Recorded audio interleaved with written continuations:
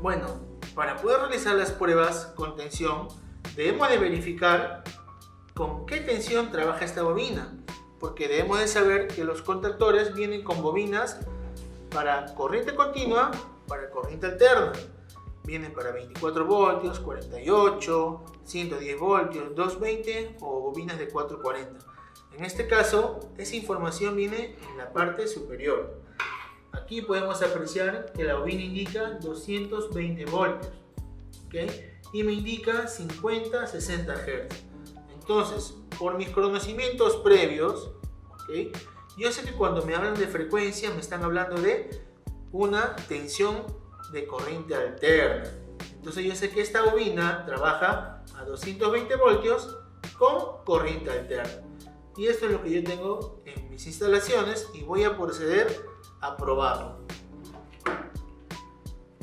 Luego de que he conectado mi bobina, ¿sí?, en los bornes A1 y A2, voy a proceder a darle un ligero pulso, ¿okay?, tomando las precauciones del caso. Voy a tomarlo por un costado, las partes que no conductivas, las partes exteriores, y darle un pulso de tensión, de energía, para ver si esto pega o no pega, si la bobina magnetiza o no y jala a todo el bloque de contactos. Yo debería visualmente de verificar que esta parte, esta pieza, se debería de meter, ¿okay? Vamos a verificarlo dándole un pulso de energía. Muy bien, en este caso estamos viendo, ¿no?, que sonó un golpe seco y que no está generando mayor sonido ni mayores vibraciones. Volvemos a probar y está todo en perfecto estado. Eso significa que mi bobina y mi resorte están trabajando perfectamente, pero debo de verificar yo ahora los contactos, ¿ok?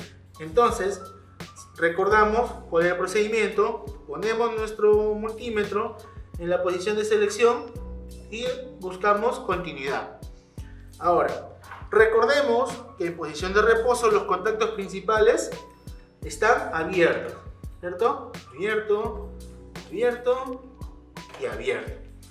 Entonces, cuando yo aplique tensión, estos contactos abiertos se deberían de cerrar. Vamos a verificar.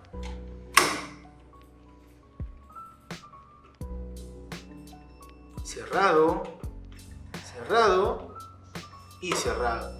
Eso significa que mis contactos principales también están operativos. El mismo procedimiento debo de seguir para los contactos auxiliares. Tenga 2, 3, 4. En este caso tiene 2 contactos. Como dijimos, en posición de reposo, el abierto no suena, pero el cerrado sí suena. Significa que en reposo están bien. Vamos a ver cuando le pongamos energía al contactor, esa característica debería de invertirse. El abierto se debería cerrar y el cerrado se debería de abrir.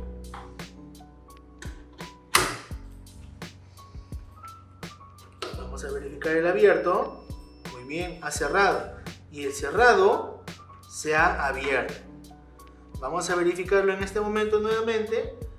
Cuando le quitemos, retiremos la energía que le estamos aplicando a la bobina del contactor, como estamos en la posición del contacto normalmente cerrado, debería de empezar a sonar. Entonces estamos verificando en este momento que todos los contactos del contactor están bien, tanto los principales como los auxiliares. La bobina también estuvo operativa. Hicimos ciertos pasos para poder asegurarnos y ahora lo que nos queda verificar es identificar para qué corriente o qué capacidad térmica pueden soportar los contactos principales, y esa información está en la parte de la placa de datos que vamos a ver a continuación. Ok, como dijimos, ya hemos hecho las pruebas para verificar el estado del contactor.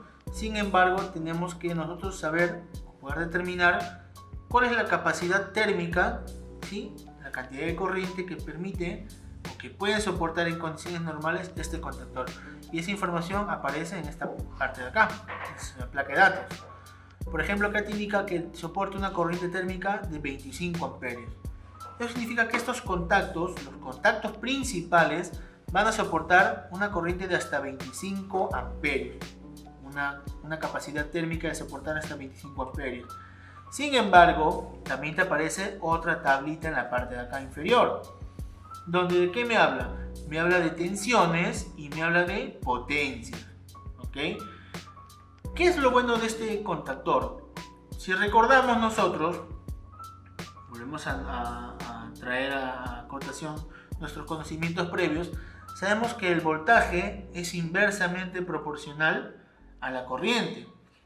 Y por ende, si yo logro disminuir la corriente, ¿ok? Entonces necesito aplicarle mayor voltaje. Eso lo vamos a ver acá reflejado en esta tabla. ¿Por qué? Porque si yo tengo por decir que el voltaje con el que trabajo es de 240, voy a poder trabajar con una potencia de hasta 3 HP. Pero si trabajo con un voltaje de 400 voltios, voy a poder trabajar con 5 HP. Si trabajan esos contactos con una tensión de 500 voltios, voy a poder trabajar con 7 HP. ¿Eso qué significa?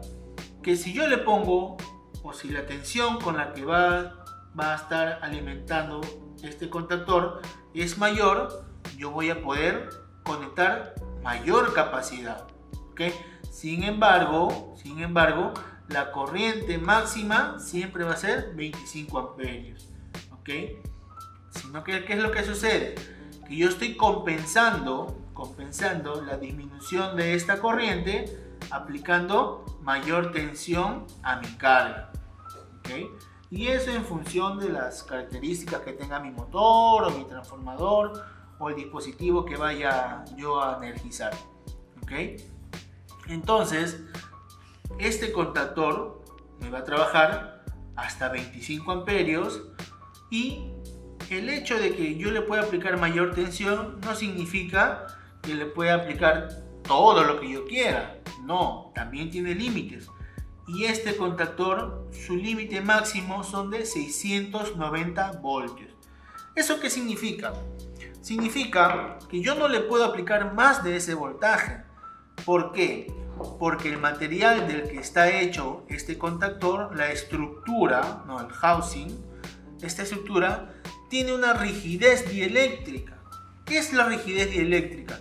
Es la capacidad que tiene este material para no conducir la electricidad, o sea, para mantenerme aislado de las partes energizadas. Pero ¿qué sucede si yo le pongo más voltaje del que soporta este material? Esa rigidez dieléctrica se dice comúnmente que se pierde o se rompe la rigidez dieléctrica. Por ende, ya no me va a aislar, ya empieza a conducir la electricidad o a haber algunas fugas de energía, lo cual podría conllevar a un cortocircuito, porque si vemos estarían bastante cerca las dos fases, ¿ok? Y si están bastante cerca estas dos fases y yo aumento el voltaje y este material pierde rigidez, van a entrar en contacto y podrían generar un cortocircuito. Por eso es muy importante determinar qué voltaje máximo me soporta este contactor, qué corriente máxima me soportan los contactos, qué tensión o con qué tensión es con la que debería de trabajar la bobina, ¿ok? Y cuántos contactos auxiliares son e identificarlos correctamente. ¿Qué pasaría, por ejemplo, si yo en vez de conectar en estos dos bornes la alimentación de la bobina, los conecto por error, por decir, en el contacto normalmente cerrado? Va a generar un cortocircuito, ¿cierto? Porque estaría juntando directamente dos fases. Es por eso que es muy importante identificar los bornes de cada uno de los contactos y de las bobinas. Acordarnos que los contactos principales tienen solamente unidades: 1, 2, 3, 4, 5 y 6. Mientras que los auxiliares ya son en decenas. Por ejemplo, 13, 14, 23, 24, 33, 34.